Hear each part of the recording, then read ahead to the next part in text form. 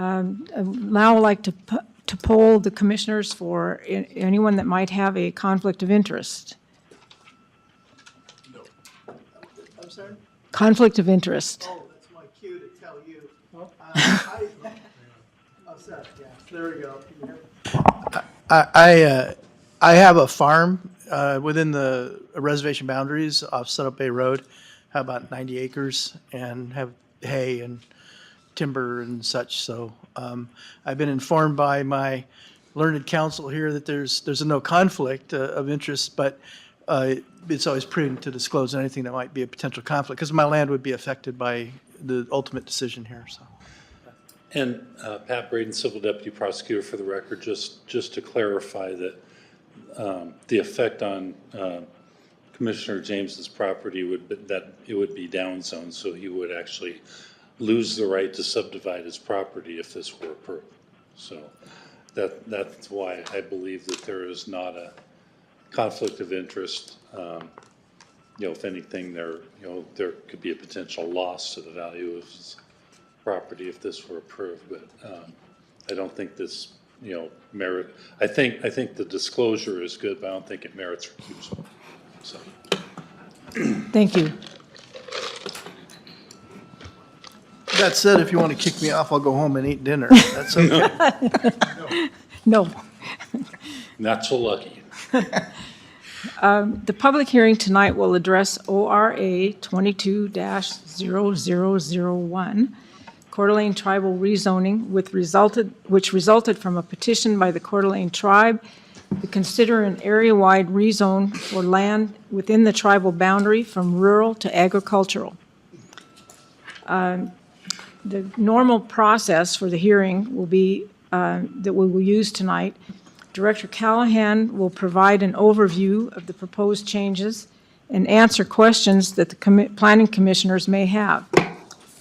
The hearing will then be open for public comments, and once all the comments have been heard, the commissioners will move to deliberations. So, first off, I will ask Director Callahan to make his remarks. Thank you, Madam Chair, and good evening, everyone. I have about 8 minutes worth of comments, and then I'll turn it over to Aaron Qualls and Rochelle Bradley, who are our consulting planners that handle this case. I have one quick housekeeping measure, though, before I launch into the few things I wanted to say. If you look on Aaron's staff report, in the first page under purpose, number 1, where it says approximately 6, that should be more like 39. That was a holdover. The 6 there is a holdover, you will recall, from Cougar Gulch. It's the downside of cutting and pasting. And then if you look on page 11, about midway down under 2, in the red type where it says those areas designated as county, that should be country, which is the country designation I'll be speaking to in just a moment. Thank you.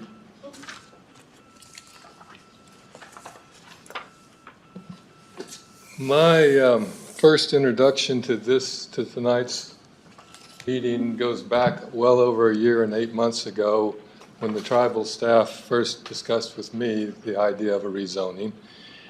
And I took it to the Board of County Commissioners not because I have to, but because I thought it was good administrative practice, good planning practice, and because I like to keep my bosses informed, if you will.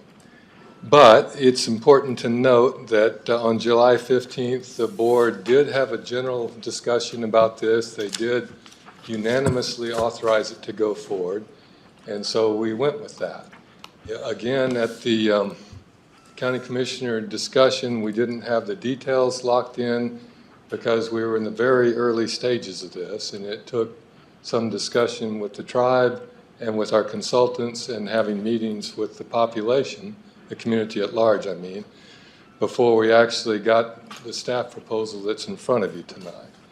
I think that is all properly and duly authorized under 8.1.402 paragraph B of the Land Use and Development Code, which expressly authorizes the staff, the Planning Commission, or the county commissioners to allow projects of this nature to go forward. So I believe this is properly before you tonight. I want to emphasize that tonight's docket is a collaborative effort that's recognized in at least 2 places in the county's comprehensive plan. If you were to look on page 56 of the appendix of the 2020 update, there's language that reads in pertinent part, quote, "With potentially different goals within the same geographic area, there arises the need to develop compatible land use plans and joint land use planning processes in order to coordinate efforts between jurisdictions." You find other language more direct in the appendix on page 110, and it reads, under the implementation language, that there are 7 general measures the county should take. Number 6 of those 7 measures is that the comp plan will be implemented through, quote, "continued coordination with local jurisdictions, state, federal, and tribal governmental agencies." Moving on, I should mention that while this case has some certain similarities to the Cougar Gulch rezoning that you just did not long ago, there are some differences. The similarities are that this is another legislative case in nature. It covers a very large area, as we just discussed. There is very similar geology and consequently the same water issues, a finite water resource, I mean. In my view, where there's a significant difference is that unlike the Cougar Gulch analysis, we had nothing in the comp plan consistency comparison that was the least bit at Cougar Gulch that was the least bit worrisome. Here we have the country designation, which specifically points out in the comp plan that subdivisions are allowed. And you've read that in the staff report that Aaron wrote. I would just go on to say, though, that that's not necessarily a showstopper, if you will. There are at least 3 mitigating factors that argue that the country designation is not insurmountable in my view. Number 1, the comp plan designation goes on to say, where it talks about subdivisions are allowed, that cluster subdivisions are discouraged, that subdivisions should be designed to reduce the need to extend road, water, and sewer infrastructure. They should be self-contained, and they should require only very limited public services. I dare say, having watched subdivisions in 9 years here, that almost never happens, frankly. Anytime we do a minor subdivision anywhere in the county, we don't meet all of those things. So that's point number 1.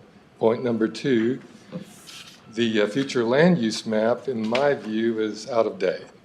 And that's in part because I know it's more than 15 years old, but also if you were to look in our comp plan, the update I mean, under the implementation section, under Goal 2, Policy 7, it expressly states we should, quote, periodically review/update the future land use map. We haven't done that yet for this area. And my suggestion would be this is one of those areas where it needs to be updated. Finally, under Objective 9 of the land use element of our current comp plan, it states we should, quote, provide zoning and other land use regulations the highest degree of certainty regarding allowed uses while at the same time protecting property rights, public health, safety, and general welfare. This rezoning, in my view, would provide certainty where it currently is lacking, because when we currently get requests for minor subdivisions in this area, the staff informs the applicant that we've been getting recommendations for denial in the tribal area. You should talk with the tribe before going forward with this to see if they're inclined to recommend denial, because if they do, we're in a position of needing to recommend denial too, or actually deny the project, I mean. So that's a long-winded way of saying I think if we were to get through this rezoning, we'd have more certainty in our zoning code for people that are interested in doing work in this part of the county. So I hope that helps. I'm here for any questions if you have them before we turn things over to Aaron. and Rochelle, who's online. I should say this is the third time tonight that my computer shut down on Zoom. So I hope that Zoom's working properly over the internet. Looks like you're back on, David. And now I'm back on. So who knows what's going on here. Do you have any questions of me before Aaron starts in? Okay. Well, thank you. And I should mention before Aaron starts, both Aaron and Rochelle have worked on this diligently as contract planners because my planners don't have the time right now. And in my view, they've done an outstanding job. So I'm grateful for them. Aaron, go right ahead. Thank you, David, Madam Chair, Commission members. If you don't mind, I have a brief presentation. I don't want to take up too much time or be too repetitive to what David went over. So if I may share my screen here, I'll get this up and kind of give an overview. So this is an area-wide rezone consideration within the Coeur d'Alene Tribal Reservation. This is an overview map of the area we're discussing. We advertise for certain parcels within this area. It's been your direction to consider, after a few workshops and several outreach efforts, to consider those parcels over 20 acres in size from the rural designation to the agricultural zoning designation. And again, this is all within the Coeur d'Alene tribe. The purpose broadly, and per the tribe, and I know the tribe has a representative here and they can speak to this, but per the previous workshops we've heard from them, is generally to preserve the existing character of reservation land and the natural resources the area provides. And as David mentioned, this was initiated by the Board of County Commissioners following discussion with the tribe. So I'll go over just the real key changes from the rural zone to the agricultural zone. They both have the same minimum lot size. These are the descriptions in zoning code that rural is found to be suitable for rural residential uses and uses related to agricultural pursuits, including farming and forestry, and agricultural is found to be suitable for uses related to farming, agriculture, forestry, silviculture, aquaculture, and other similar uses. Now the key difference here is that while subdivisions are allowed in the rural zones, subdivisions are not allowed in the agricultural zone. They're exempted for 20 acres or less, however. Real quick overview, and I'll go over the code requirements, which are really just a public hearing by the Planning Commission and then a recommendation to the Board of County Commissioners. This is all the outreach we've done so far, with initiated by the Board of County Commissioners. We sent out postcard mailings. We had 3 workshops. We had an open house, a virtual open house. And that brings us to today, where you have several options before you. One is continuation. One is to make a recommendation, and there are various options for making a recommendation if you choose to do so. Following that, Board of County Commissioners would hold a public hearing and make the final determination. So in the staff report that I provided, we gave some tribal considerations. As David mentioned, this is sovereign tribal land. Within that area, there are about half the areas under the consideration. These are either owned outright by the tribe or through trust status through the Bureau of Indian Affairs. The number of parcels over 20 acres in size, either owned by the tribe or that are held in trust, is 74, and that's out of a total of 406. So those remaining 332 parcels over 20 acres are on reservation land, but privately owned. I think it's worth mentioning that as a sovereign nation, the tribe does have authority to challenge uses that threaten their tribal political integrity, economic security, or health and welfare on reservation land, and that's just copy and pasted from some court cases, which we've gone over in workshops before. Yes, sir. I'm trying to get an understanding of the first 2 points. 50% under consideration is outright or through the trust status, but then it says 74 parcels of 406 are tribal. So 74 of It's by 406 acreage. 50% of acres. By acreage. acreage. Okay, Thank you. Thank you, Rochelle. Yeah, so it's about 50% of the area under consideration is owned outright or through trust status by the tribe via acreage. So the 74 acres have a lot of acreage. 24 parcels. Parcels, yeah. 74 parcels. Yeah, have that a lot of, okay. Correct. Thank you. Correct.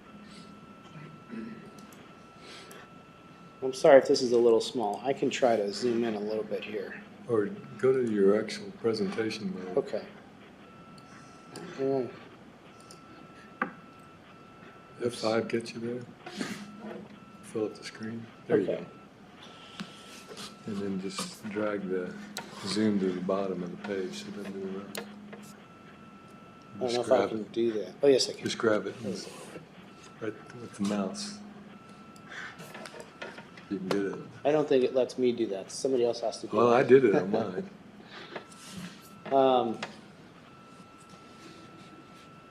So there's a couple of code sections that are relevant for your consideration. One is really procedural, and the other are the specific findings, which I provided in your staff report that you would need to make in order to find a positive recommendation. So amendments to the official zoning map can be done in either two ways. One is considered quasi-judicial, and that's for a site-specific area, typically where an applicant wants to maybe change the comp plan designation and change zoning. The other is more of an area-wide and considered a legislative process. And this process, as David explained, has been initiated by the Board of County Commissioners, which goes to you for a recommendation. Then the required findings, and this is a real snapshot summary, regardless of a site-specific or area-wide, must be made in order to find a positive recommendation. And that includes looking at the future land use designations, the policies in the comp plan, considering compatibility, suitability, delivery of services, infrastructure, effects on neighboring properties, which I think is probably more geared towards a site-specific consideration, health, safety, and general welfare, which, as discussed in previous workshops, is an interesting consideration given that it is the tribe who initiated this conversation.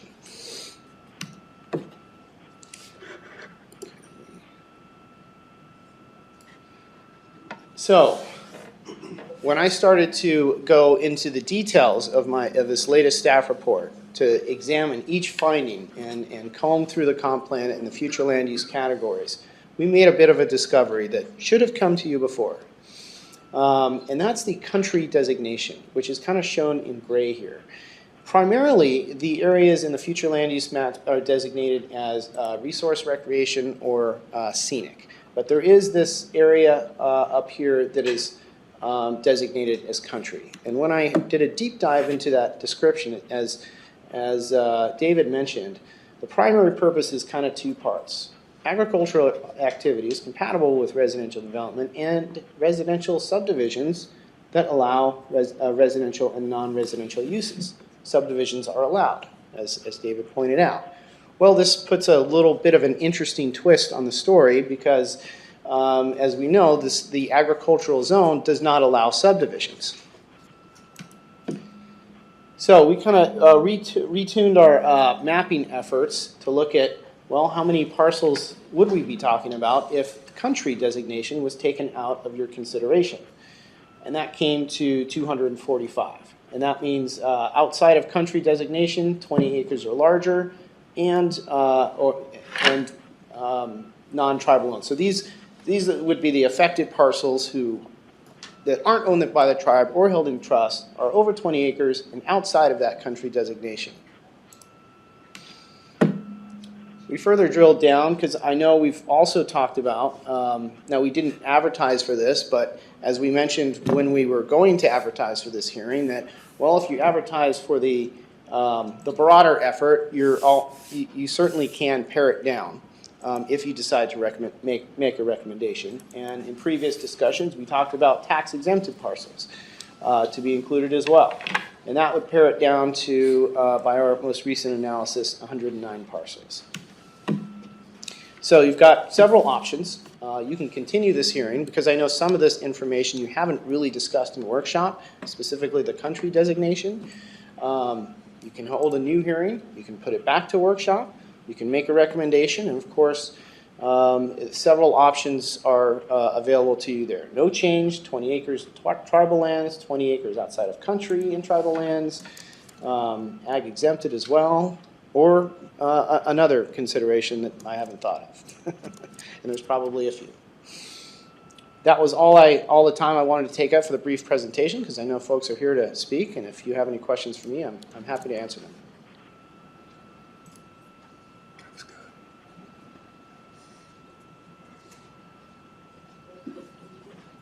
I don't know if this is for Pat or David or Aaron, but in Aaron's package, on page 5, they talk about the Idaho Code 67-6511-2B, which basically says case law heard by the Supreme Court has emphasized, however,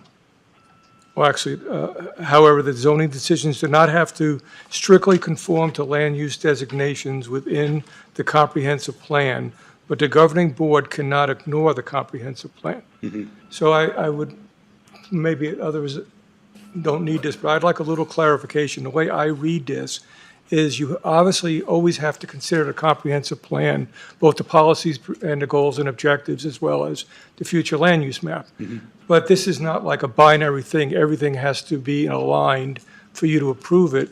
It's basically Correct. you have to consider it and have reasons why you would do something that may not be fully supported by the comp plan.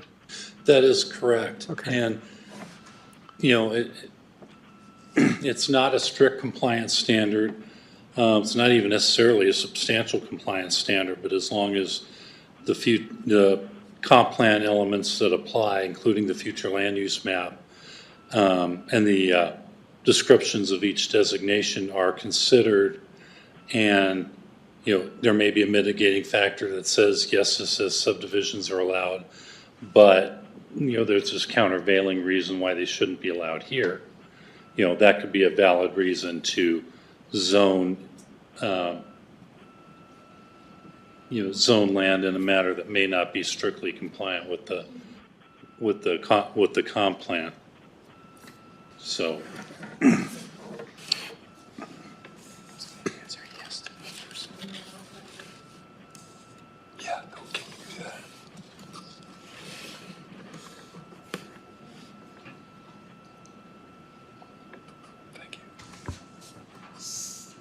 Without further questions from the commissioners, I guess we will open the public comment session. Just for review here, each member of the public may speak for up to 3 minutes. Members of the public should provide their name and address for the official record. Please realize that the public comment session is not a debate or discussion of the issues. The commissioners may ask questions of those of you making public comments for clarification purposes, but they will not engage in back and forth discussion with speakers.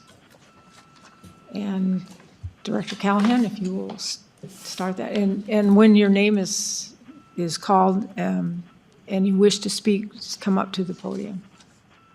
Thank you, Madam Chair. Would you like me to start with those in favor? Sure. In that case, I'll start with Tyrell Stevenson.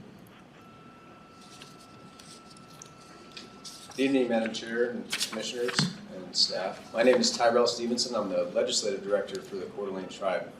And I'd like to introduce a couple of folks from the tribe. Margaret Saijon is a Kootenai Tribal Council member. Gene James is a Kootenai Tribal Council member. Nikki James is the Land Services Manager for the tribe, and Eric Van Orden is the in-house counsel for the tribe. Herbert Wolf is a tribal member as well. Thank you very much. Oh, boy. Need that. Do I have to do that again? Say all that again? Okay. There we go. Since it was just introductions, I think you're fine. Okay. Thank you very much for the consideration tonight. We've had a lot of discussion on this and a number of public discussions. And, just to briefly recap, this is an issue that's very deeply important to the tribe in protecting the the land, the other resources, and the character of the area there. Over the last few years, we've seen more development pressure. We've seen the importance of those resources, particularly the farmland and the water. There has been some mention of some similarities between this proposal and the Cougar Gulch proposal. There are some differences, but one of them is very similar to the tribe, and that is the scarcity of water. And those that might not be familiar with the area, especially this time of year, might look around and think that there's abundant water. And there is in certain times of the year, but what there isn't abundant supply of is groundwater in certain areas, and particularly in this area. It's basalt, fractured basalt, and groundwater is in short supply. The communities in that area come close to running out of water every summer. And as we saw in Cougar Gulch, the more wells that get drilled into those aquifers, the more distressing it is. The tribe has spent a lot of resources, a lot of time, a lot of funding to restore the cutthroat trout runs in Lake Creek, which runs right through the middle of the upper portion of this area. It's also very important to the tribe to preserve the character, the agriculture and timber uses that are currently in place over much of this area. And that is why what the tribe is requesting is what Aaron had in his slide as the number of options would be option number 1, to rezone every parcel in the rural zone to agriculture that is over 20 acres, including land owned by the tribe.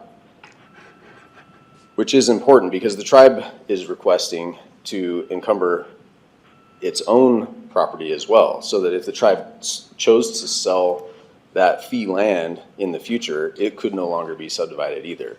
It would be protected. Those resources, that character would be protected. And I'd like to also very quickly address another issue that I've heard a lot of questions about over the other hearings, which is a question about a little bit about process and a little about the tribe's relationship in the community, which has been, well, if the tribe has jurisdiction to do this, then why are we here? Why is the county doing this? And I'd like to address that. The tribe is here as a partner in the community. The tribe wants to work in partnership with the county to protect these resources and to avoid having to litigate questions like that. And the tribe's view is it's much better to work together to come to a solution that is from the community that accomplishes these things, and rather than litigating. So I'd stand for any questions.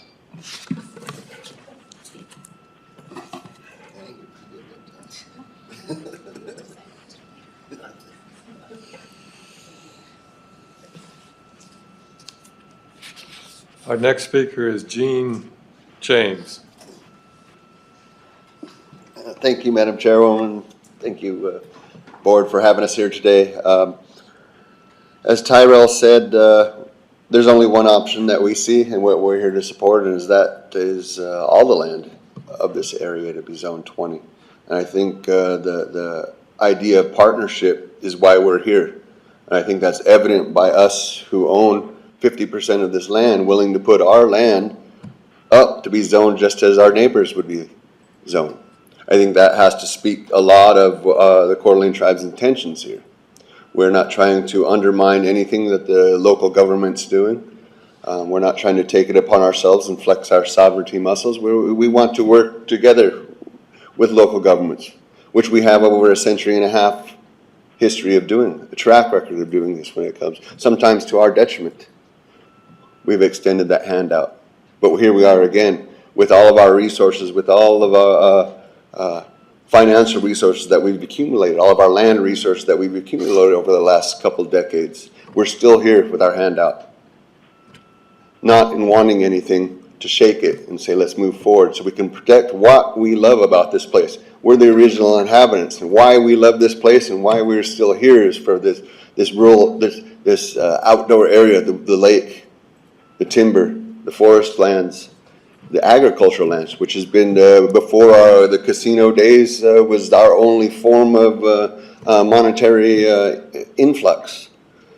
We want to protect that not only for our generations to come, but for those Idahoans that live up here, that we share this area, because we realize that we will never be the sole residents of this land ever again. So we might as well work so that we can benefit everyone involved, and those of us that love this place. And we know that we've watched the last couple of years of people, the influx of people that we've seen. And I think this is something that goes to protecting that way of life, why we live here, why we call this home. I would also say that we have no other place to go. We can't relocate anywhere else. This is our home, and this is what our ancestors laid their lives on the line, whether it was in battle or whether it was smallpox or whether it was the poisoning of our waters. This is what they fought to keep for us as Coeur d'Alene tribal members, Shechumish. And I'm here as representing my tribe, my nation, to ensure that 150 years down the road, that not only my people are still here, but all people that live in this area can thrive. Thank you for your consideration, and I hope you make the right decision. Next is Nikki James.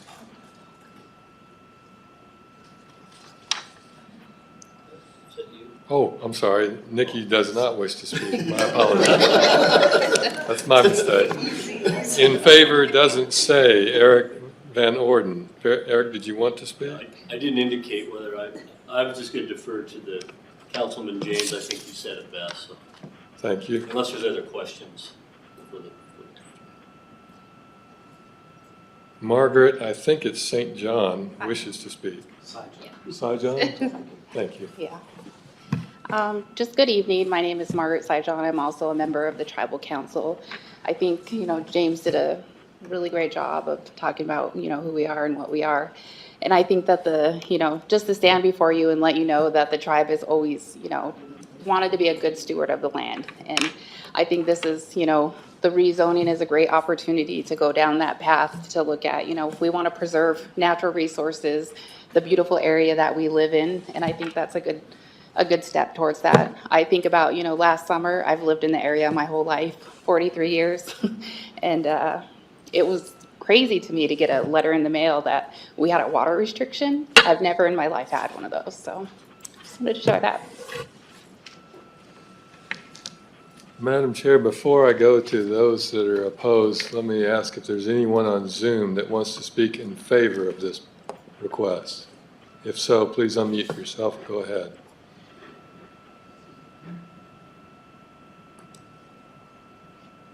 Seeing and hearing none, I'll move to Rand Wickman, who wishes to speak and is opposed.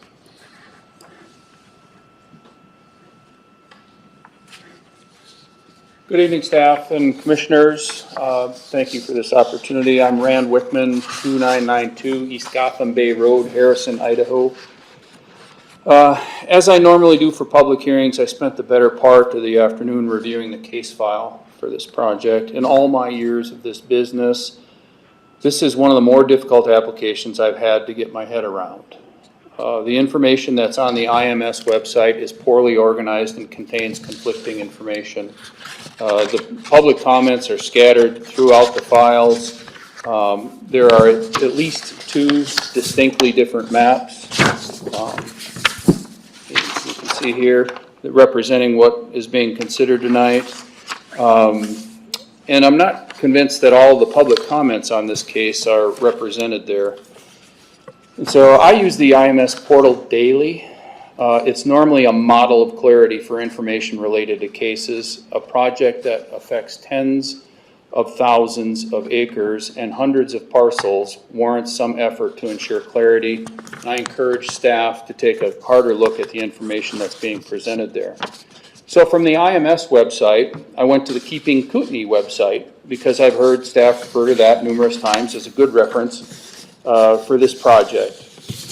And it has had useful information there at times in the past. What I found there today was a third map, distinctly different from the other 2 maps. Then, as others have done, I also went back to try and figure out how we got to this point and watched the YouTube video from July of 2021, where the commissioners approved staff's request to proceed with the rezoning of the lands owned by the tribe and to allow those who wish to include their parcels to join in as well.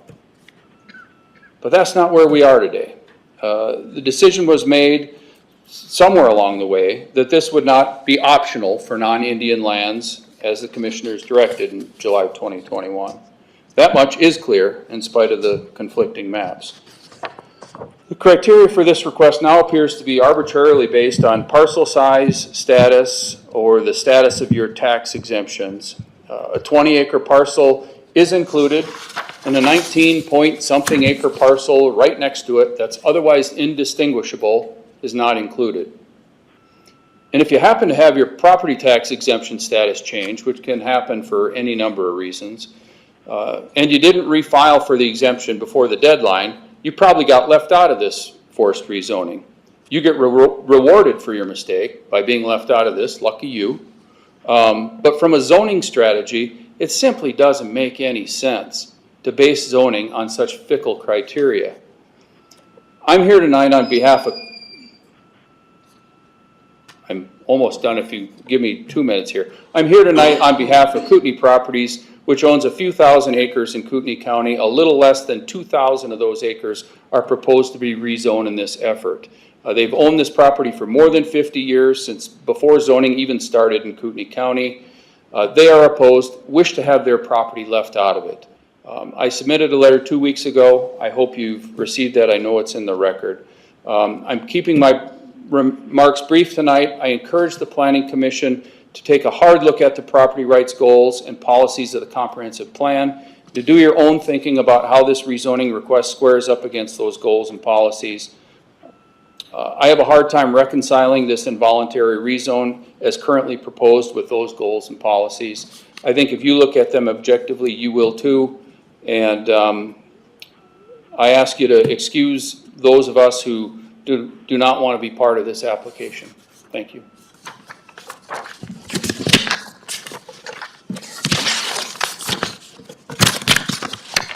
Next is Dave Lampert, opposed and wishes to speak.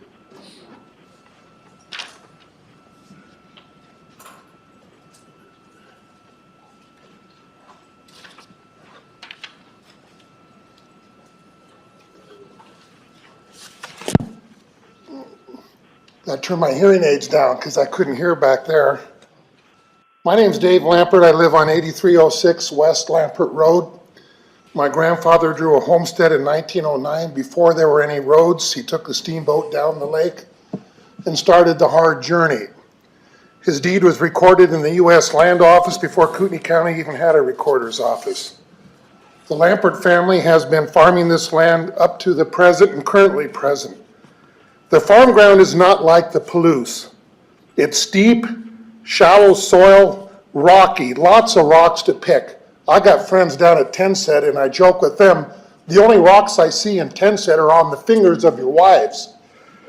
And so it's not, you say agricultural land, yeah, you can grow crops there, but in the future it's going to be economically infeasible to stay in farming. If you look at that area on the map, it's right along the edge of the lake. It's interesting why the west side of Highway 95 wasn't included in this plan. That's where the really good agricultural land is. It seems to be the agricultural land around the lake that's hard to farm and maybe has some pretty good potential for development to some sort of stake. But unless the conditions change, most of the family land that we farm right now, over 800 acres that we own, will not be economically feasible in the future. With the high cost of machinery, fertilizer, seed, and fuel, it requires a constant yearly crop production that makes it possible to continue to succeed. I have friends who have already given up and cashed in their farmland in this area. To me, it almost seems like we're being penalized for slugging it out all these years, for over 100 years, to try to keep farming this land, to try to keep making a living, and we're being penalized by perhaps changing this designation from rural to agriculture. And this rule change could cost my family hundreds of thousands of dollars. And I don't think it's fair that a farmer who lives south of Fighting Creek has different constitutional rights than farmers who live north of Fighting Creek. If you're a farmer on the Rafton Prairie out here, realizing got to give up, need to quit farming, you can get $25,000, $30,000 an acre. But since I live down south of Fighting Creek along the lake, the Kootenai County government is thinking about penalizing our family because we live on the wrong side of Fighting Creek. We are citizens of Kootenai County. Make no state about it. I am with what the Coeur d'Alene tribe is doing as far as protecting the land and whatnot. I just have a conflict of interest here. We have non-tribal land. I have no representation in tribal government. I can't vote in tribal elections. I can vote in Kootenai County elections. And I think I should have the same protection under the law as a farmer in Kootenai County south of Fighting Creek as those farmers who farm north of Fighting Creek. I have more questions, but my time's up.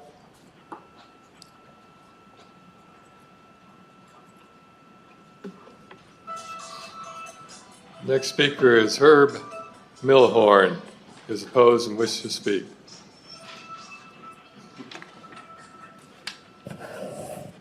My name's Herb Milhorn. My address is Stringham Road, Worley, Idaho. I'm a farmer, and I own 800 acres in the proposed affected area. I'm not a man of many words, and it doesn't take many words to describe what's being proposed here.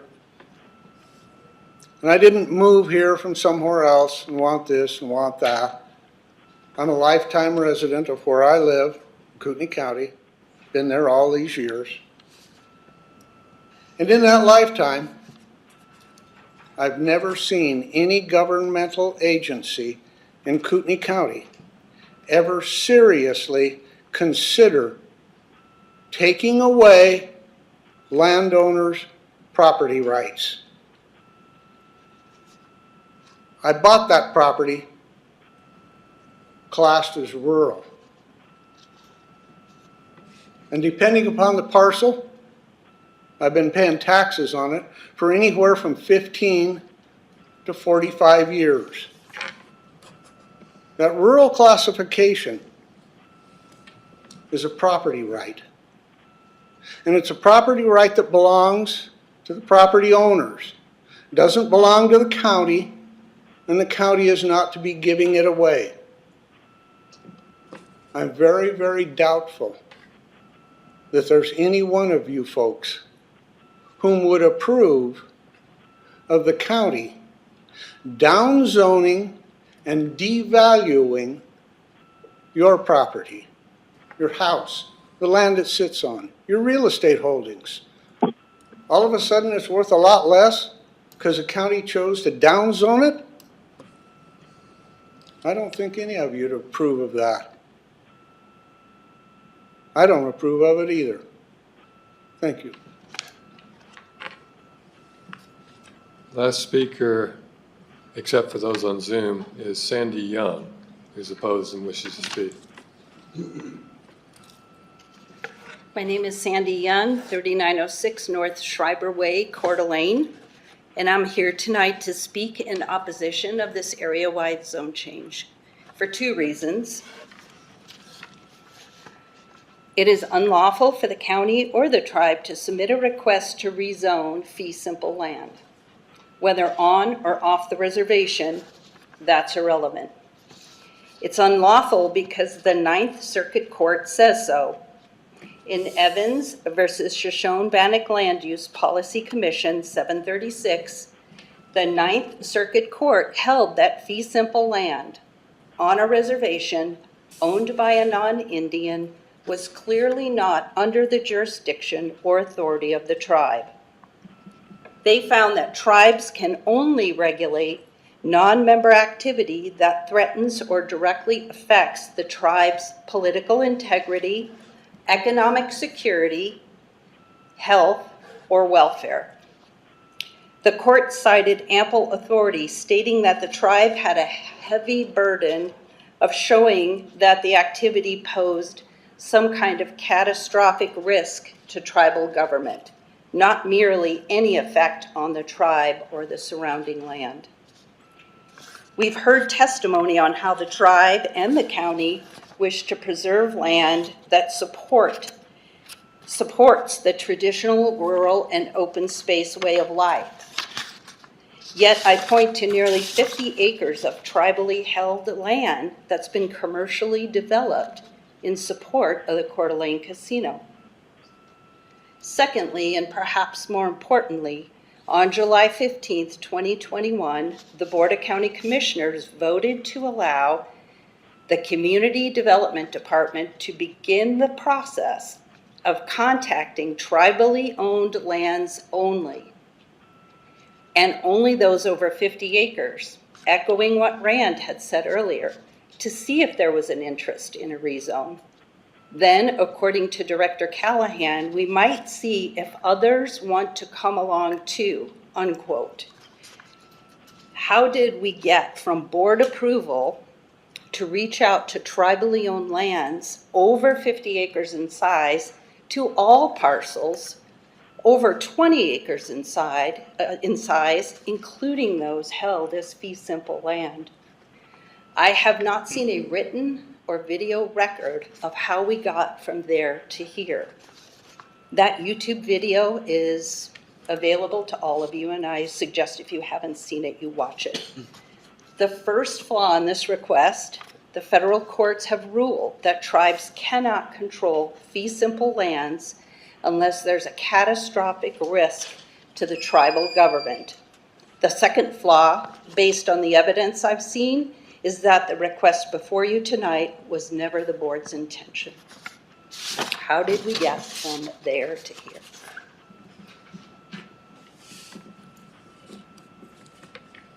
Madam Chair, we have 3 people on Zoom that may wish to speak. There's Lori, Bristol, or 2 different people. Lori is one, Bristol is another, and Joel Seal is the third. If any of those would like to speak, now would be the time to unmute yourself and go right ahead.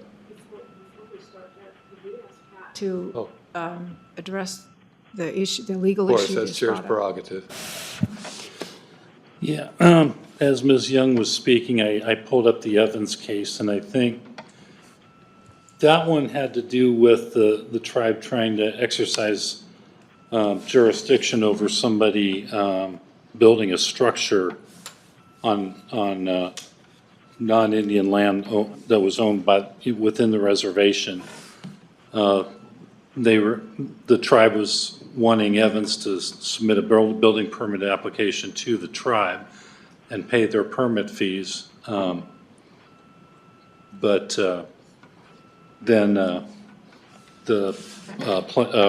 Evans, the owner of the land, went ahead and built without tribal approval anyway. And that's where the Ninth Circuit said that it didn't meet the second Montana exception, which is when a tribe can regulate non-member activity that directly affects the tribe's political integrity, economic security, health, or welfare. That is not directly applicable to the matter before you today. And I would also note that the tribe is not seeking to exercise jurisdiction over this land, but is merely requesting that certain property be rezoned from rural to agricultural. They, or any, frankly, any citizen could request a rezoning. As you know, a number of property owners in the Cougar Gulch area got together and requested their own downzoning, and they had every right to do so. There were a few people within the area contemplated that were opposed to that, and the ultimate decision by the Board of County Commissioners was to exclude those owners from the rezone. So I think you know, the matter is properly before you as basically a joint request by the county and the tribe to consider this rezoning. It certainly, that fact certainly does not, obligate you to make a decision for recommendation in one direction or the other. You certainly have your prerogative and discretion as a board to make a recommendation to the board as to whether it should be approved with modifications, or denied. So that's basically my synopsis of that issue, how Evans may apply to this, and I don't think it does. Thank you. Director Callahan, do you want to go ahead with the Zoom? Yes, ma'am. Looks like Lori's unmuted herself and would like to speak. Lori, is Yes. that the case? Can you hear me all right there? Yes. Thank you, sir. This is Lori Warren. My husband and I have approximately 80 acres off of Rockford Bay Road up to the Rockford Bay Marina. Some of you new people call it Black Rock. We're still calling it Rockford. Anyway, we have had this property in our family for 100 years. It's been basically untouched since Grandma lived out there in the cabin. So it's at the point where we're not out to make a big development. We don't have any issue with that. But it is our property. It's been very lovingly cared for and tended for years. And it's our right to do what we feel like we need to do with it for the future. Several family members, or would probably in the next generation, like to build out there. So this is a very sensitive issue to us that we're very, very opposed to. Just putting our input that way. We're not down there. We're out of state, so it makes it difficult for us to be too involved. But I appreciate these meetings. More notice on the meetings is always really, really helpful, please. Other than that, I don't know a lot I can say other than the property is more than a piece of property. I think most of the people here in this meeting that are involved, their property is part of their house, their home, their hearts, their family. It's a very sensitive issue. It's very personal. The land has roots. So I think that has to be taken into consideration. Thank you. Thank you. Bristol, did you wish to speak?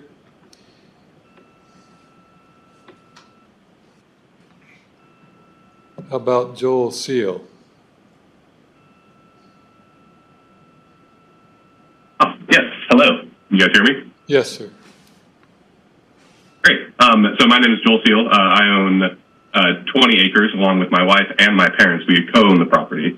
And our intent for the last 2 to 3 years of owning the property has been to subdivide and so we can build our own family residence on the property. But that's been a very complicated matter over the last couple of years with everything going on.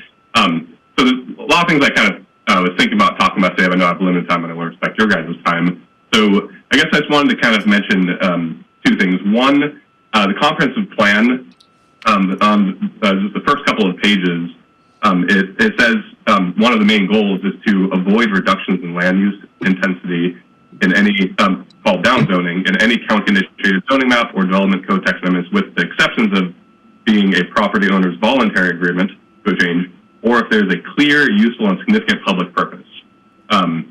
I would argue that the clear public purpose is not so clear in the situation. There is definitely a lot of people on both sides arguing the issue, but I would argue that it's pretty contentious, really, and there's a lot of opinions on the matter.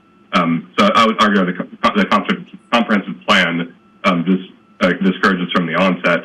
But I'm not entirely opposed, because as a property owner, I too have the same concerns of rapid growth in traffic and the land being overrun. So I'm not entirely opposed to the efforts here and the goals. And I've attended a lot of the workshops and the public hearings, and I've just listened in. I've mentioned a couple of things here and there, but one of the things in the recent workshop that was really interesting, one of the county commissioners, I believe, mentioned that they view this as a negotiation. And they say, okay, we know what the tribe gets out of this, but what does the county get out of this? And then there's discussion about what the county gets out of this. I think what was missing and what's really important from that question, it's a good question, is what about the landowners? What do the landowners get out of this negotiation? Because as of right now, as a landowner, I'm feeling like, our property rights, our development rights are being, taken away from us. with, nothing in return. And our family's life has been put on hold. And same for a lot of fellow, our neighbors as well. And like I said, I'm not opposed to everything. I just want it to be done properly. I know that there was talks of a family exemption where families could get a one-time subdivision for the purpose of, giving to other family members. I know that's in conjunction with something else going on. I know that as of right now, that's also just being kind of put on the table and disregarded. But I feel like that or something like that could be a path forward that allows property owners still the ability to move forward with their lives and their plans. We purchased the property zoned rural. We purchased it designated country on the future land use map. So it's been a shock to us. And I just want to, not opposed to everything, but I want to make sure it's, done properly with, input from the entire community. But thank you for the opportunity to speak. That concludes everyone on Zoom. Anyone else that would like to speak? You are muted. You can mute or un-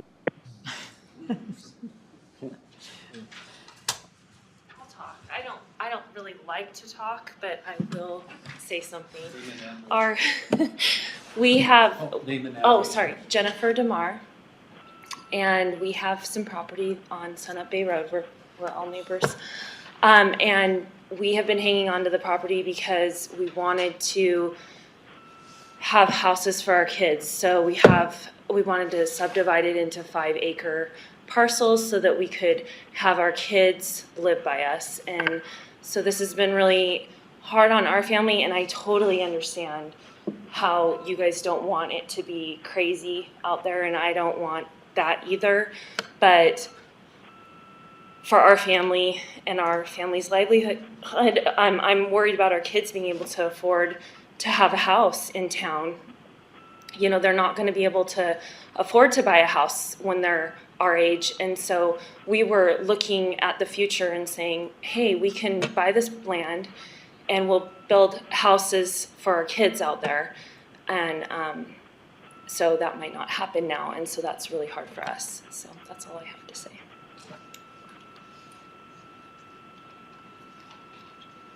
Madam Chairman, may I add one thing? Sure. Again, Sandy Young for the record. The tribe has offered up their property as well as the properties of others, but bear in mind and keep in mind as you make your decision that they're not subject to any county rules, no building permit regulations, no zoning regulations. So by offering up their property, what are they really losing or gaining? Nothing.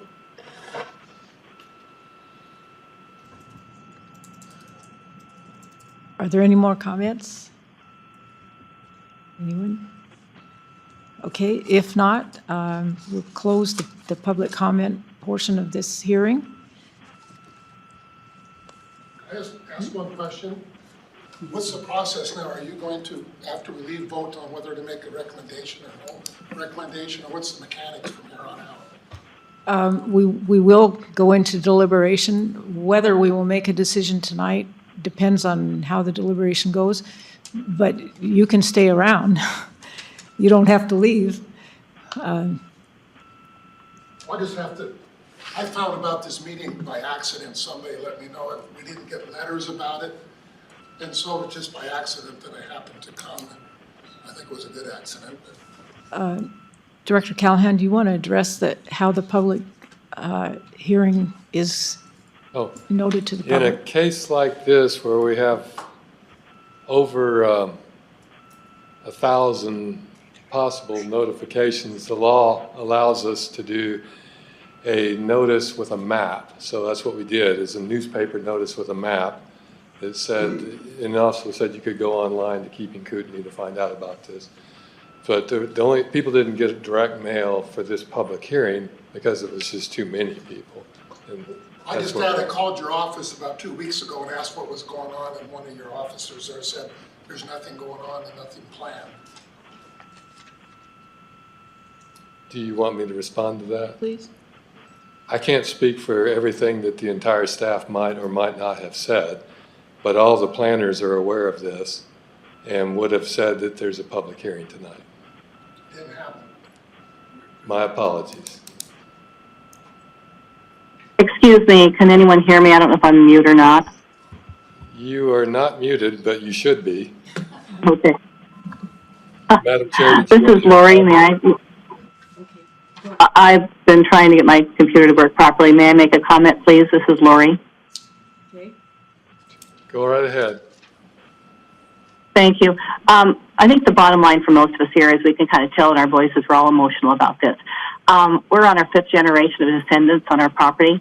Like I said, we aren't down there a lot, but when we are, we have some people that are coming down there using it for recreation. And it's something that, we're not the Kennedys. We can't have a compound where we can take 80 acres and build 5 homes and everybody get along great. People have to do their own investments in a piece of property before they can put anything into it. And it would be good to have cabins there for our family members. A chance for them to use it. Everybody spent time there in summer, childhood memories. It's just something that I think all of us feel like our families need this. We've had many opportunities to have this developed, many opportunities to sell it for large prices and had no interest in selling it all. That's not the bottom line. The bottom line is family heritage. Thank you. Madam Chair, may I? If we're going to allow a couple interjections, and I can't just not interject myself. Hemi James, member of the Coeur d'Alene Tribal Council, address 345,000 acres of northern Idaho. I understand what all the individual shareholders are feeling. They're feeling it on their little 80 acres, 800 acre piece.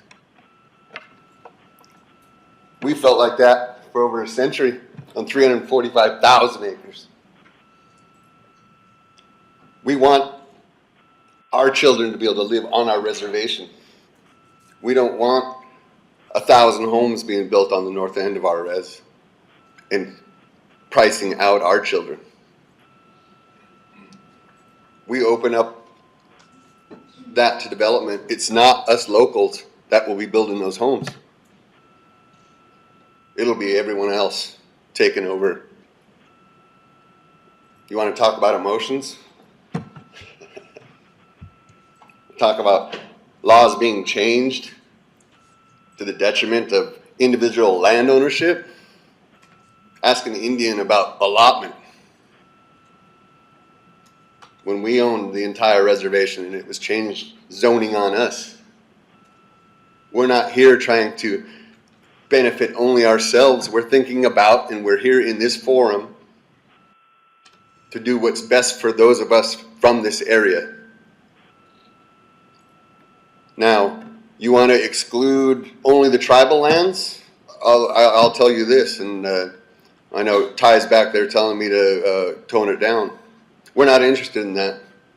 We're not interested in offering our land solely to get restricted at 20 acres while everyone else gets to do what they're doing. So as I said in my initial statements, we're here with our hand out to shake it, not to get it slapped on again. Thank you.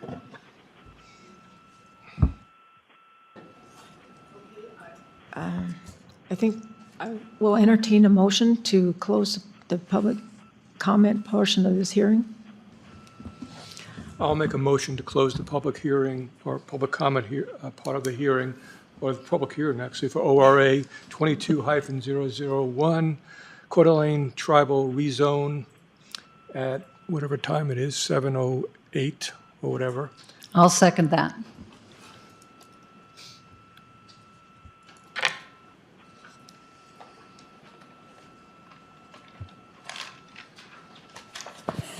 Commissioner Dean? Oh, are you guys? We don't- You can, Do we have a second? yeah. Yeah, we did. Sherry did. All in favor? Do you need a roll call, Pat? Need a roll call for that? Yeah, let's do a roll call. Okay. Commissioner Dean? Yes. Commissioner Glader? Aye. Commissioner James? Aye. Commissioner Malloy? Aye. Commissioner Zale? Aye. Commissioner Levine? Aye. Chair David? Aye. Okay, deliberations. Okay, we will now enter the deliberation portion. Could I ask Director Callahan a few questions Sure. that came up. I think there's a couple of things that may be helpful to get clarification. Rand talked about it. I think Sandy talked about it. I think we got a letter from from Colin Coles about it. The meeting on July 21st, 2021, which I've watched the video myself, and the way Rand recapped it is exactly it probably lasted, what, 5 minutes or something like that. Can you explain how this came from where we were then at 50 acres to where we are today, and how the code provides for staff to recommend changes, as well as the board, as well as the planning commission? I think that's really important to clarify. How do we get here today versus where you were given instructions? The way I'm interpreting that, you were given instructions to do this much, but you came back with this much as a recommendation. I think it would be helpful to hear that. Yes, sir. I decided it was good planning practice to have an iterative process, which we did. You saw from our consultant the numerous meetings we had, the workshops and so on and so forth, and that I found that to be a useful process to let this evolve over time. I made a judgment call that I didn't need to go back to the county commissioners because the code clearly authorizes staff to proceed with these things. I made a judgment call that 1 July discussion with the board was sufficient to allow us to go forward, and that I didn't need to keep going back to them with every change or even significant changes, because the process clearly allows for this sort of discussion to occur. The board will hear every bit of this, and they will be fully informed. I don't know of a better way to get good planning in front of decision makers.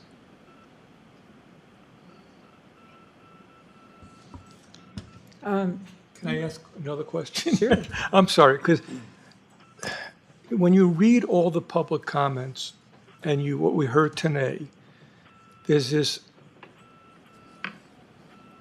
it's a dilemma, because the comprehensive plan is very clear about the desire to not downzone, about trying to protect property rights. However, there's an exemption to that, and that exemption is health, safety, and general welfare, which personally, I'm always skeptical when government decides what that means, because we've seen proof of that. But I'd like maybe Pat or David to help me, and maybe others, understand the difference here is where the land is.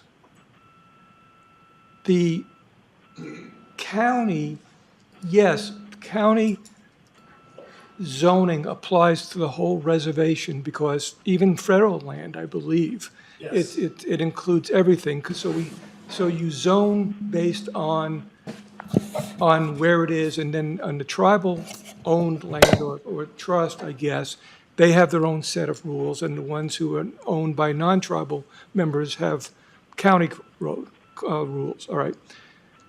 But my question is, since it is tribal land, a sovereign nation, where is the law on the right for them to determine? Because really what this comes down to is two things. Property rights is what it comes down to.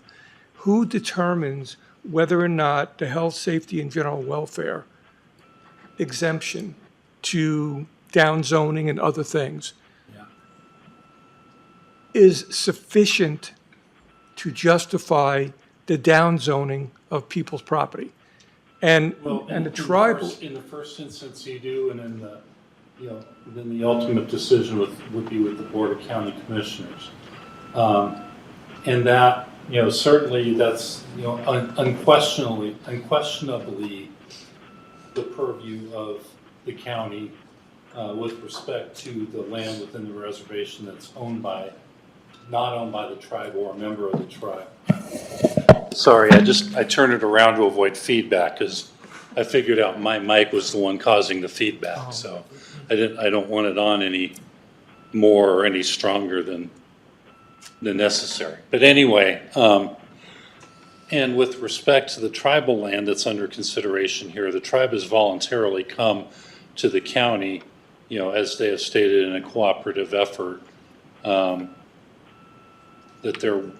they would actually like the county to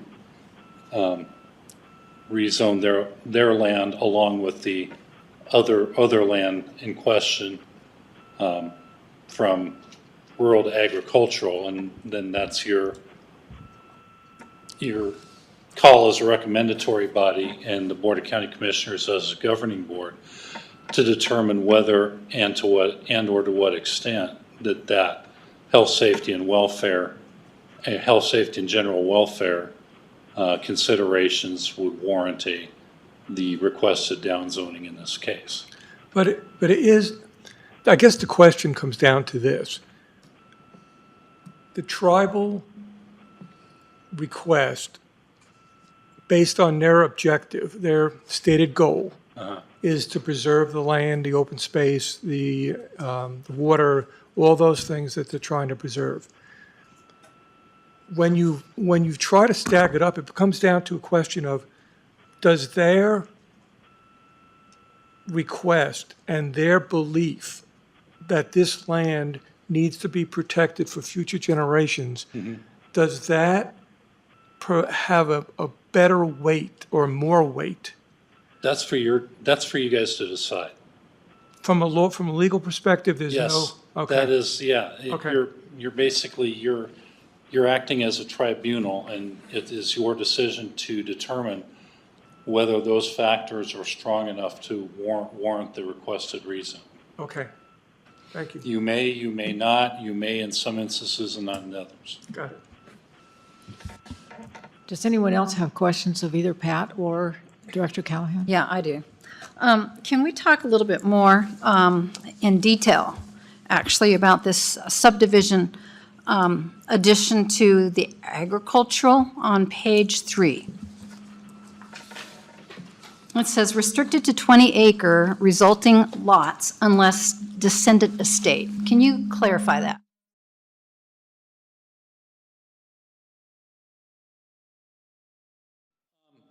The 20 subdivision would be allowed as long as the resulting parcels are 20 acres or greater, with a slight fudge factor allowed for aliquot parts and that kind of thing.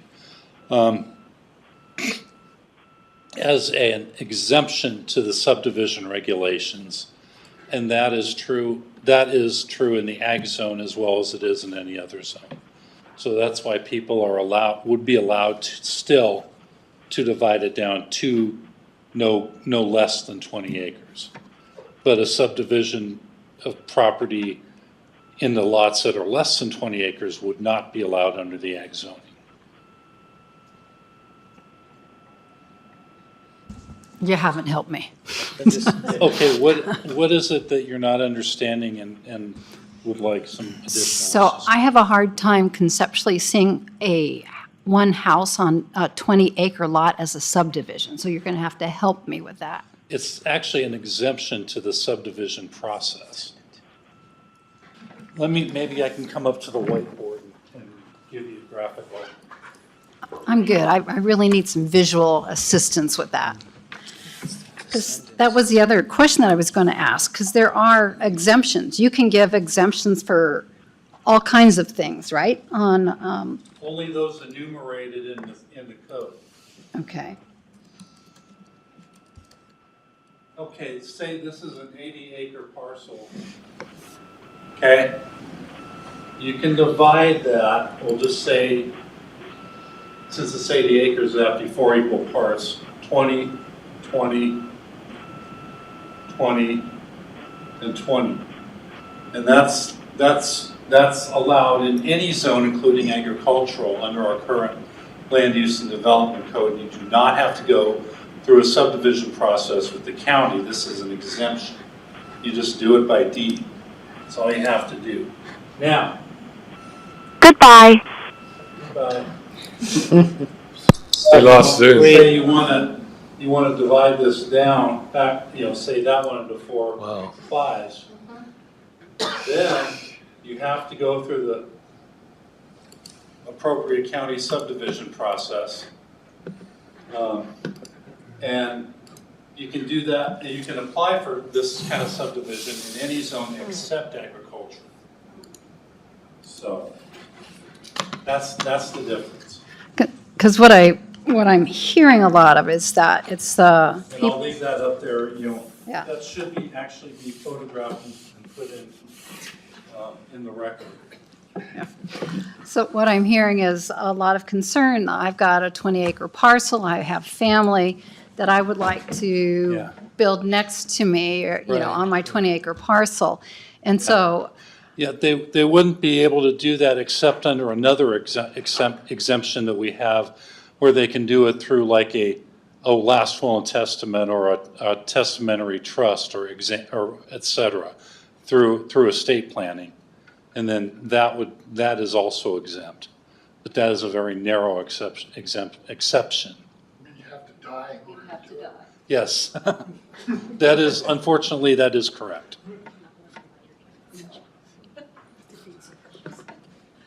Any further questions of Pat or Director Callahan?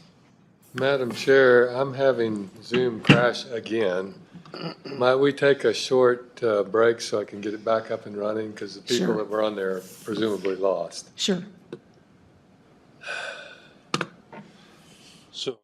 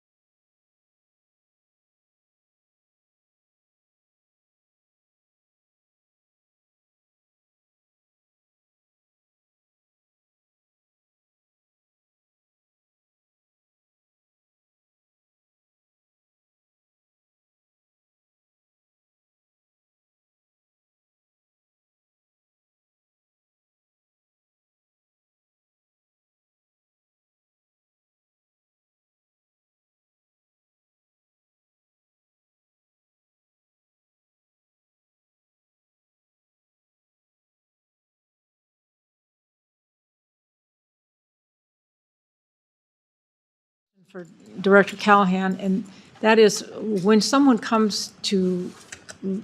wants to subdivide right now, what happens?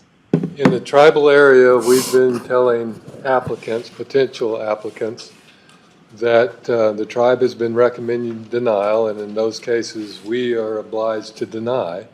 And so we tell people they should talk with the tribe before they actually apply for a minor subdivision with us, because it's expensive.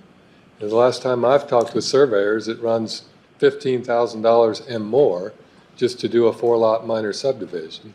That's just the surveying cost. Then there's an additional filing fee with us. It runs a little over $1,000, if I'm remembering right. And so there's real money up front before you have even a clue whether or not you're going to be approved. So that's why we've been telling people go to the tribe. And the tribe has been telling people, as far as I know, for the most part, with some rare exceptions, that they would not approve a minor subdivision in this area. So we are effectively shut down right now. As a matter of clarification, why do we have to deny if they recommend that? We don't have to. I could approve it, and then presumably the tribe or someone else could sue us, and then we'd be in court and we'd find out what the courts think. And I would leave that in Pat's lap, if you will.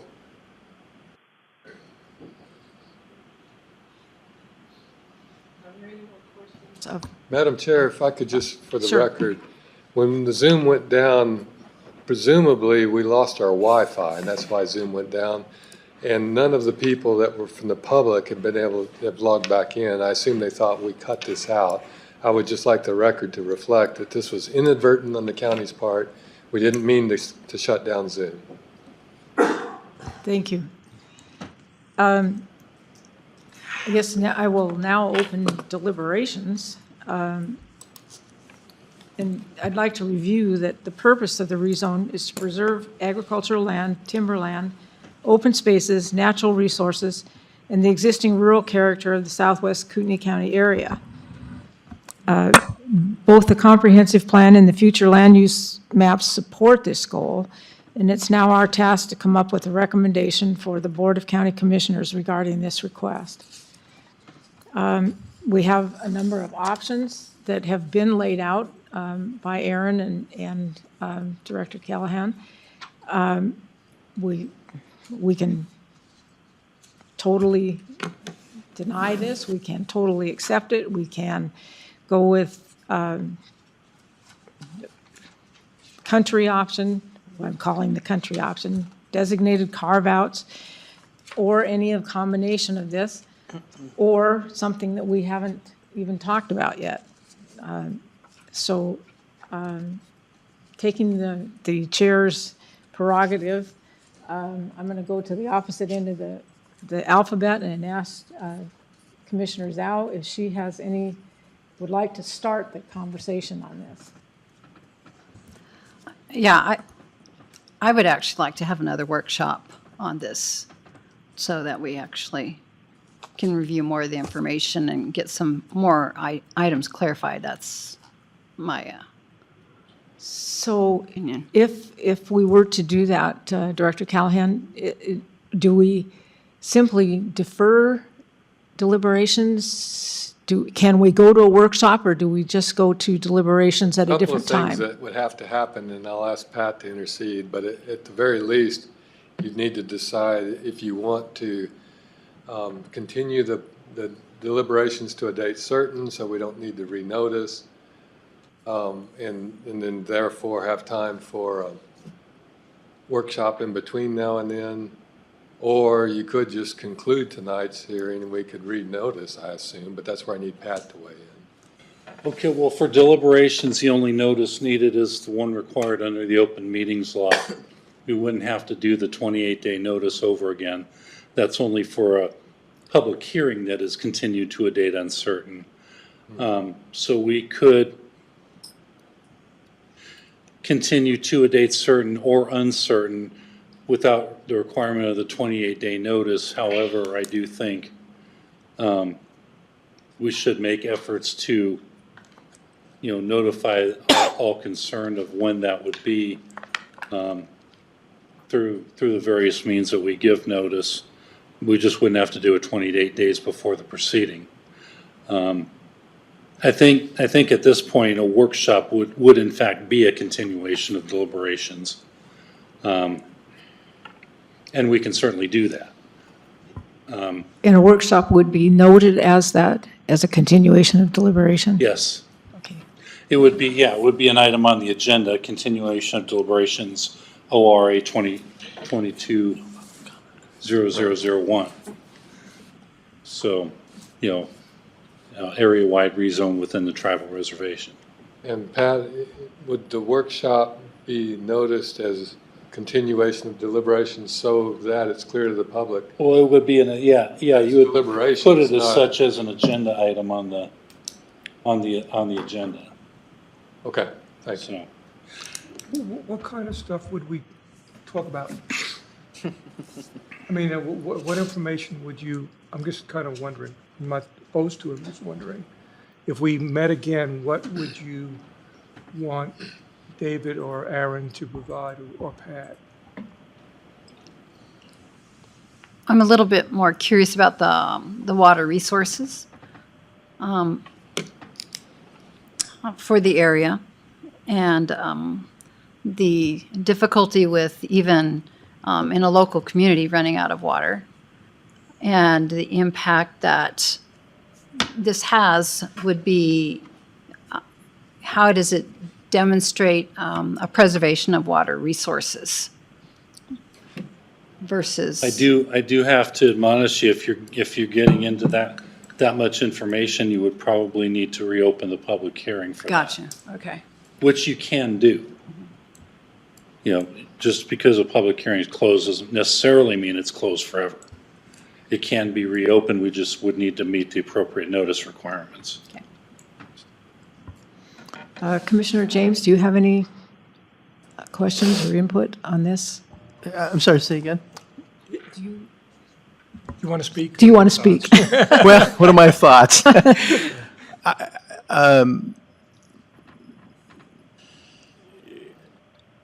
I guess my first question is whether or not we have a workshop. Is it appropriate, and I ask Pat this too, if it's appropriate to at least give an idea of where we're at or what we're thinking as members here. I don't mind doing that.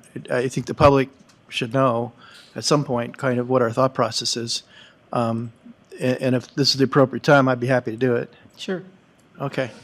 Well, I'll start by saying this is a very difficult issue, stating the obvious. I find myself geographically, philosophically, and from a legal perspective, sort of in the middle of the maelstrom. This is one of those decisions that's going to impact one or more parties on one side of the aisle or the other adversely, and they're going to see it that way, and they're going to feel it, and that's the truth. It's a decision that needs to be made. I farm, but I also, because it's been pointed out, it's difficult to make a living farming. I have a day job, and it's being an attorney. I represent people who are in litigation throughout the United States, in very difficult litigation. And the best advice I have for those people that come to me is to avoid litigation. It's difficult, it's harmful, there's damage along the way, and in the end, if you take it to the extreme, there's a winner and there's a loser. And that, I think we need to keep in mind here. The compelling presentations from both sides of the issue as to emotional, I'll just quote some of the words, emotional home, hearts, and family, caught my ear. This is true for both sides. There are homes, hearts, and families at stake with this issue on both sides. So what do you do with that? I think one could say it neutralizes that issue. And this issue shouldn't be decided on emotional grounds. It should be decided on the standards that apply that have been discussed and that are in the code. There's been the concept of first in time, first in right, as I call it in the law, the concept that started in the law when Columbus and others planted their flag on a continent and said, this is ours, we're the first ones here of the Europeans, so we own it. And that concept has flown through the law to this day. If you have a dispute with your neighbor, a property dispute, and all things being equal, the judge will look at who got there first, and they have their rights. Now, there is compelling argument, first in time, first in right, for those who bought land within the reservation boundaries. But I can't help but observe that where we sit today was once within the Coeur d'Alene Reservation. And where I chose to purchase my home and where others chose to homestead or have their home was in the reservation boundaries. And that comes with certain rights and maybe lack of rights, depending on how things go down. But what I observed the first in time, first in right issue, I'm compelled to recognize the truth of that. The next subject is the status quo. The status quo doesn't benefit anybody right now. The status quo, and you've heard it here, is that if you want a minor subdivision, which is dividing up 20 acres into fives, you go to the county and you ask the county for approval, and the county is duty bound to ask the tribe if it's within the boundaries. And the tribe right now is saying no. The status quo doesn't help anybody because you can't get a minor subdivision right now. It's not going to happen because they will say no. We can argue till we're blue in the face whether they have a right to and all of that, but this is the truth of it, and this is where we find ourselves. That status quo is also, to quote Mr. Callahan, raises uncertainty. Certainty is the word he used. And I want to point out the uncertainty we have right now. Within the reservation boundaries, it's greatly uncertain what you can do with your land in terms of dividing right now.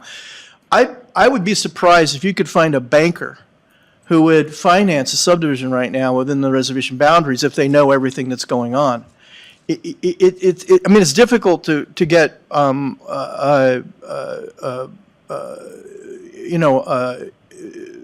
funding at times within reservation boundaries for projects because it's within the boundaries and banks are concerned about it. Add to that the controversy right now we're going through. I would be amazed if you can get a loan for a subdivision. Same true with title insurance. And when you buy within the reservation boundaries, title insurance companies are very, very leery, and they're very careful to make sure there's no Indian ownership somewhere in the chain of title, because otherwise you can't get it because there's so much uncertainty. The decision one way or the other here is by the county commissioners is going to be will create certainty, and I think that's what Mr. Callahan and others are asking for, is they want certainty. Otherwise, they're in this uncertain situation where status quo helps nobody. That takes us to really the third and final part of what I see we're dealing with today, and that is cooperation versus litigation. I specifically asked during some of our meetings here Mr. Callahan and council about the history of the cooperation between the tribe and the county. And there's a long and standing history of genuine cooperation between them. That weighs heavily on me because cooperation generally is going to, I'm going to say stronger than that, cooperation almost always is better than litigation and fighting with each other. Right now what happens, if we don't somehow accommodate the tribe here, they will oppose every subdivision. And somebody's going to start suing somebody. And then it's going to be an issue of tribal jurisdiction, the case that was brought up. It really takes us, if you look at it, you look at the Montana case that Pat references, you get into the Montana case. And what I mean by that is there's a second prong that is triggered where the issue gets to be, within the reservation boundaries, in this context, is the subdivision adversely affecting the cultural, the societal, and there's a whole laundry list of things of the tribe. That's what we call in the law as a question of fact. someone brings a lawsuit, and the question is it affecting that? That's not an issue. When I say an issue of fact, it's not an issue a judge can summarily decide. It's an issue that's going to have to go to trial. And you go to trial, and there's a winner and there's a loser. And then the loser appeals. And then you go up to the appellate court, whether it's the state or federal appellate court. And ultimately, it could percolate all the way up, like the Beds and Banks decision, to the Supreme Court. And in the end, again, you're going to have a winner and a loser. Now, in the intervening 10 to 15 years that's all playing out, and I'm not kidding, I'm in cases right now. I have a number of cases that are 10 or more years old. The litigation is just unbelievable. The difficulty of the courts to deal with litigation in general, let alone complex litigation like this. And to be clear, complex because tribal jurisdiction is really unclear. And Pat can give more detail on this. But one of the most difficult quagmires in the law is tribal jurisdiction. The Supreme Court of the United States, to this day, doesn't really know what powers the tribes has or doesn't have with respect to non-Indians and to some degree Indians in the various contexts. There's so many contexts, criminal, civil, zoning, all this stuff. My point, though, is that after the 15 years of litigation, or 10, or whatever it's going to be, during which nobody can build anything of significance in terms of a subdivision within the reservation boundaries, we will find out who won and who lost, or who's going to win and who lost. In the meantime, my point is everybody loses. So my view is that having a decision that creates certainty and that accommodates the realities here, that the tribe can block the subdivisions as they are right now, is the best way to go. And that's where I'm coming from. And I know this is painful to some to hear, but I would be shirking my duty not to take the issue head on and deal with it as best I know how. I will leave it to the history books or somebody who's more astute than me to determine whether I'm right or wrong. But that's how I see the issue.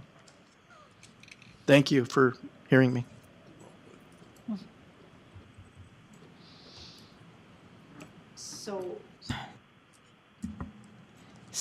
So where do we go from here? Do we want to go to continue deliberations? Do we want to continue tonight? Do we want? Well, I guess I started out by saying I said my piece because I felt the people who had who have come here today, the good citizens that they are, deserve to know what our thinking process is. And that's why I laid mine out. I think that would be healthy whether we adjourn at some point for a workshop or not. Because, frankly, I may get emails and letters and people say, hey, you didn't think about this or think about that. And I welcome that because we should continue to be open-minded, but at least to know where we're at this point. That's my view. The other thing, too, I think, and the other thing is that I'm not sure. To me, this comes down. Another workshop for me probably would not influence, although you never know what additional information is provided. But generally, this comes down to something that is whether you believe that the tribal's request and their belief that the exemptions that are allowed or exceptions that are allowed in a comprehensive plan to downzone and the other property rights there, because, this is a very gut-wrenching thing. As a general rule, I am opposed to the county or any government downzoning, okay, unless it's a really unique circumstance. If this was not tribal reservation land, I would be opposed to it totally. It would have been dead stop for me because I don't believe in it. I look at this two different ways. Does it pass the test of the comp plan both policies, procedures, and goals, as well as future land use map? The answer is it has many things that support this decision to rezone. It has some things that does not support it. So it's not 100%, but is it 60-40 that supports it? Maybe. It's more than 50 in my estimation. So if you assume that the comp plan does support it, then the next question is, do we go and say that we will respect the tribe's view of this land? And it gets down to an issue of whose rights are more weighted. Because everybody's going to lose, someone's going to lose rights. And while Lee talks about the legal side, I never necessarily worry about lawsuits. If the county commissioners want to go and do one thing, they can do whatever they want. I looked at this and I spent hours, and Director Callahan and Chair David know how many times I kept on asking different questions, because this is gut-wrenching, okay? But I got to, in my heart of hearts, say that I want to respect what the tribe wants to do, because it's their land. And I know people have been there 100 years. But the tribe was, I have my notes here somewhere, 1873 is when President Grant, I believe, awarded, or whatever the right word is, this land, and not the land they're on today. That's part of it. They had a lot more. Okay, we're probably sitting on where they probably had at one time. I don't know how big it was. So they predate all of us. And the United States government gave them this land. And you could argue that when someone bought it 100 years ago, that they should have their rights. But so I would rather provide some certainty. Now, if the majority of the commission want to have another workshop, that's fine. But that's what I believe, and that's where I would head. So if I had if I had my answer, it would be to go to whatever option that was the 407, because I don't like the tax exemption option. I think Rand talked about it being arbitrary on that. So that's where I am.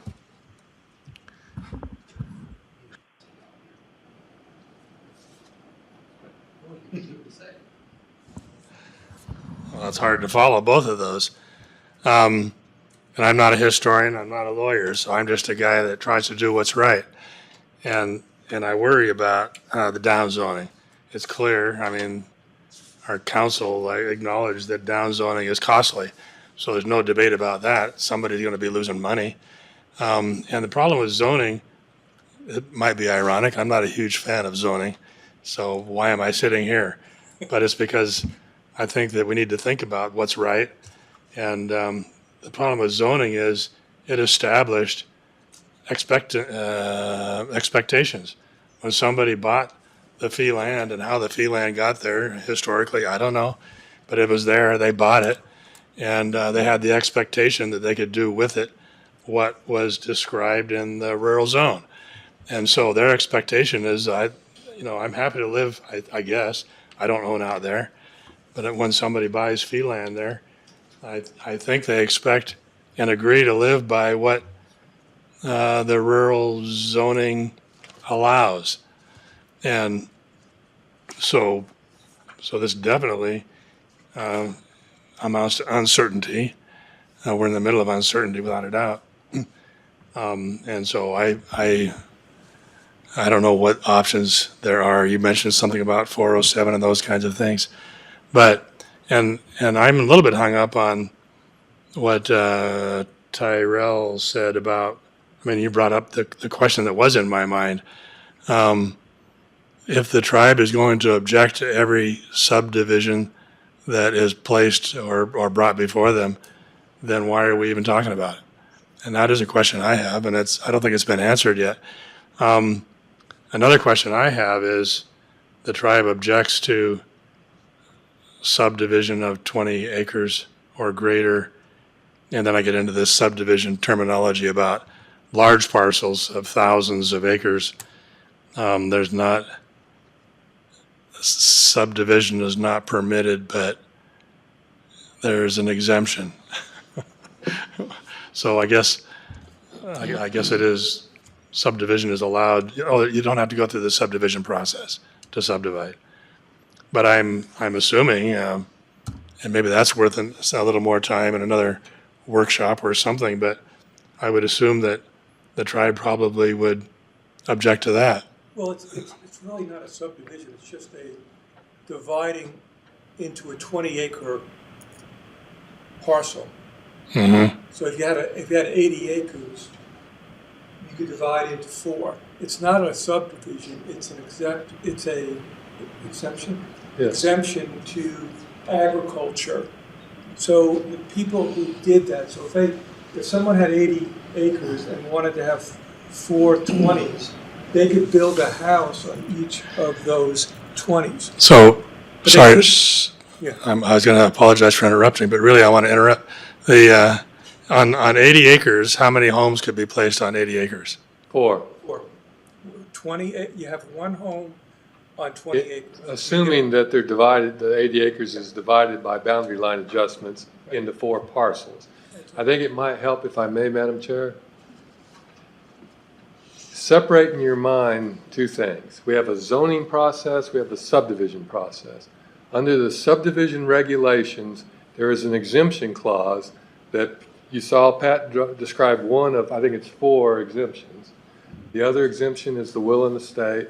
There's a third, and I won't waste your time, but those are exemptions from the subdivision regulations, applicable in all zoning districts. Has nothing to do with zoning.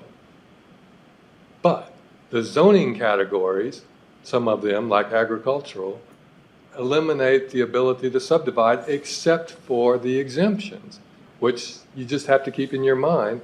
You can still do divisions of land, they're just not subdivisions. Does that help? No. I don't know how else to explain it. And the way I wish we never would have said the subdivide the land. Me too. Because it causes subdivide and subdivisions are so easy. Yep. Basically, you got anything more than 20, you could divide it up into 20-acre increments. Once you have 20-acre increments, you could build one house. It's not a subdivision, you could build a house. Right. That's Right, it. okay. Well, I think there's some public comment in here somewhere. I think it might have been from Rand Wickman who mentioned that rather than the 1,000 acres that he's representing, that they're using for forestry, I think. I didn't look on the map, I don't know where it is. But they could probably recoup some of the loss by downzoning, by converting, I almost said subdividing, by creating or recognizing or otherwise establishing a bunch of 20 acres and developing estates of some sort on that. So I'm afraid that some of these things may lead to unintended consequences, or we may be encouraging something that we don't really want or the tribe doesn't really want. And just so then you move the legal battle from here to here to here to here. So, I guess what I'm saying right now, the legal battle is over a 20-acre piece. Tomorrow it could be over an 80-acre piece or a 1,000-acre piece. And I'm not sure that there's anything about this that would resolve or create certainty.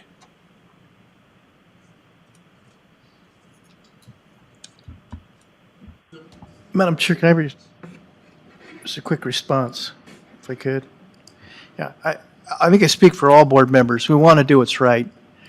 It's your methodology and how you get there. Again, it's a difficult issue. I think factoring into that is the problem with litigation, that suspends everybody's rights in terms of constructing subdivisions here.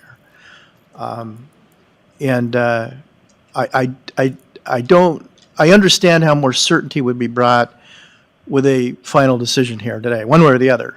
We'd have certainty. I don't honestly see how we'd have more litigation with, as was just described, but maybe I just need to think about that more. Thank you.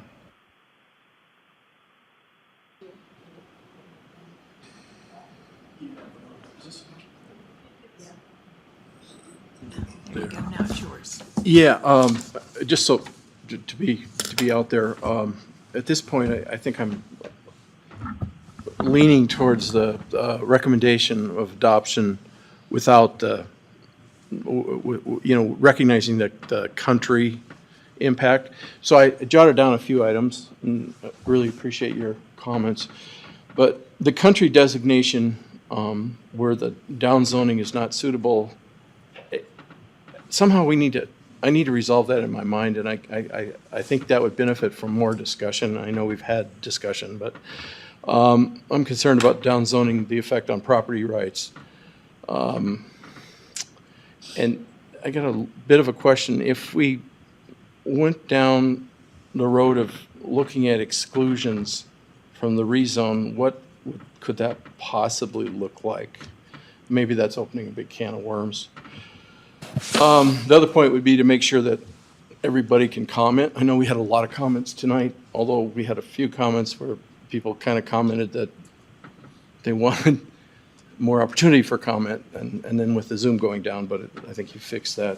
So I guess my point would be, I think we would benefit from more discussion, although I agree with you guys. I mean, we need, this would benefit from certainty, I think.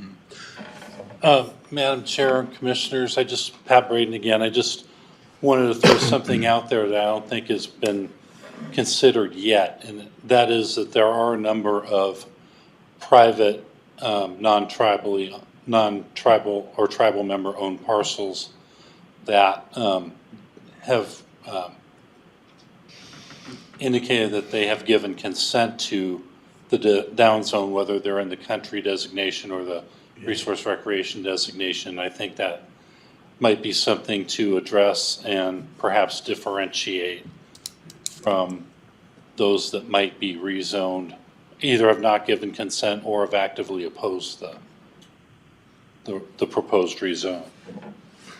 Do you have numbers on that one? Say that again? Do you have numbers on that? That would be over to the other table. Okay. Either Director Callahan or Mr. Qualls. We could go through all the responses we've received and map it out for you. And that would be the usefulness perhaps of a workshop. I honestly think that would be essential. And it's just kind of a recompilation of what's already of record. So I think that could, and this is a legislative hearing anyway. So, I think, getting that compiled and having that for your consideration would be very appropriate here. So what I'm hearing is we would like another workshop, go to a date certain, or we don't need a date certain. No, not necessarily. Would this workshop still be considered a deliberation? It would be continuation of deliberations would be denoted as such on the agenda notice. Suggestions for timing on this? When would you like? Next week.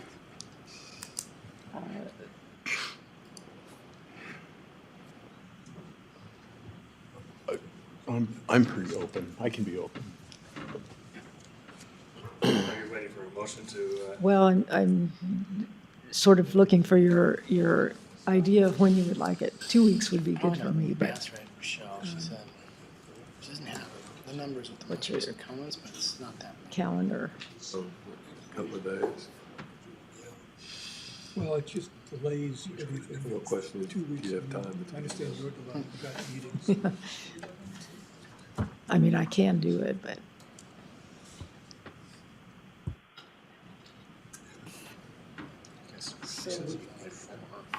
What about doing it on March? Not long. Oh, There's a Board of County Commissioners, public, oh, you're talking about afternoon? Yeah. Okay. Yeah. I was gonna say, because the county commissioners have a night hearing that night. so what's the consensus here? March 30th would work for me. That's a week away, so.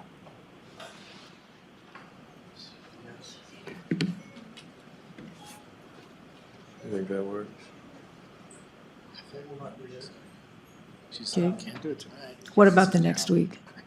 What about the next week after that? Would this be an afternoon meeting or? Thursday? No, I know, the week after that. It would be April 6th.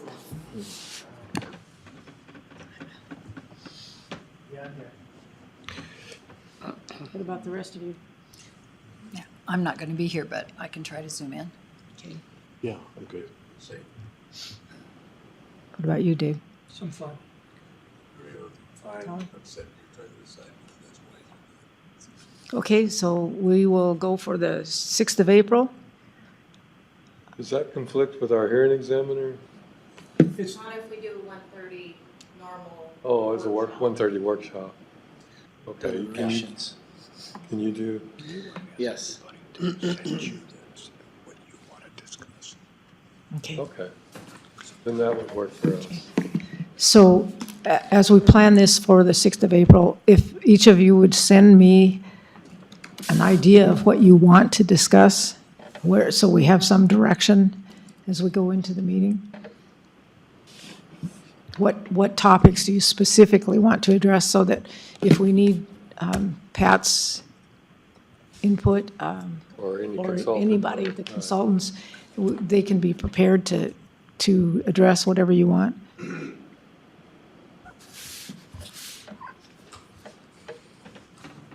Okay? Yeah. All right. So how do I close this? Since we don't have a decision. We should have a vote on continuing deliberations to April the 6th. Okay. And then after that motion is decided, then we can move to adjourn. But there should be Okay, there so should, oh, go ahead. would someone like to make that I'm motion? making a motion that we continue deliberations until April 6th at 1:30. I have a point of discussion, actually, question, not knowing fully the procedure here. In the interim, are people allowed to make more public comment, or is that closed? It is a legislative hearing, so yes, they can provide additional comment. The Yeah. rules regarding ex parte contact for quasi judicial matters does not apply here. So, for the benefit of the people out here, they can make further Yes, comment? yes. And what is the appropriate manner to do that?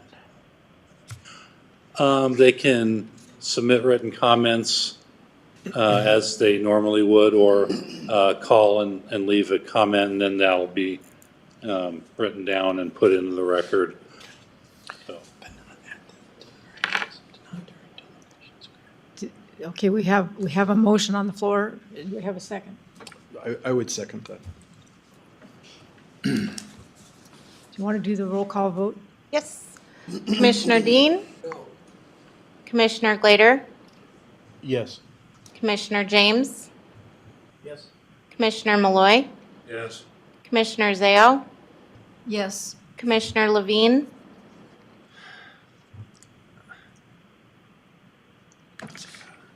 I know. I guess, yeah, actually, no. Chair David? Yes.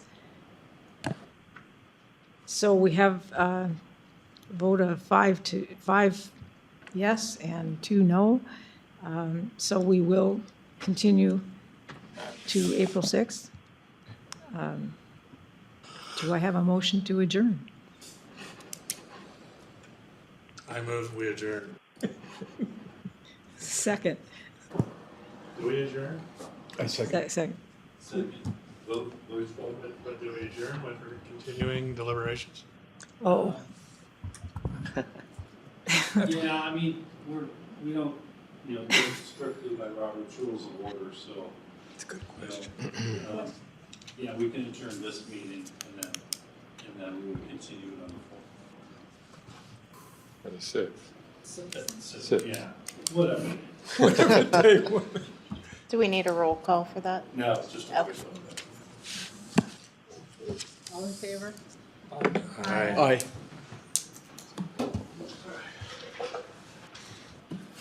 Thank you, Commissioners.